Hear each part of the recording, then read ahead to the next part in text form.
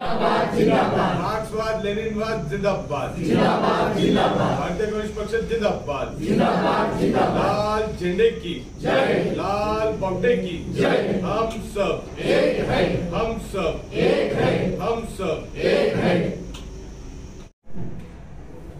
आज चांदोड तालुका भारतीय कम्युनिस्ट पक्षाचं अधिवेशन या ठिकाणी संपन्न झालं आणि या अधिवेशनामध्ये पहलगाममध्ये झालेल्या हल्ल्याचा निषेध करण्यात आला, त्यांना आदरांजली वाहण्यात आली। त्याचप्रमाणे कम्युनिस्ट पक्षाचे जे कार्यकर्ते सोडून गेले त्या सगळ्यांना आदरांजली अर्पण करण्यात आली।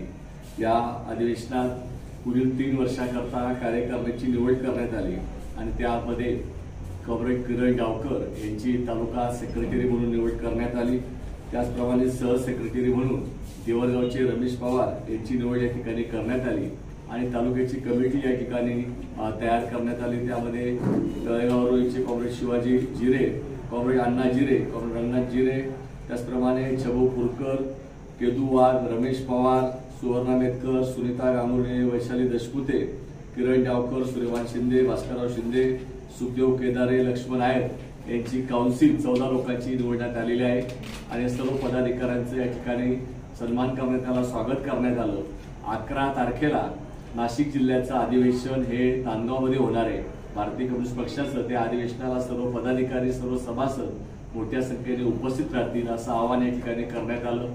त्याचप्रमाणे भारतीय कम्युनिस्ट पक्षाचं 25वे राज्याचं अधिवेशन नाशिक येथे 22, 23 आणि 24 जून या 3 दिवसीय अधिवेशन नाशिकमध्ये आयोजित करण्यात आलेले आहे।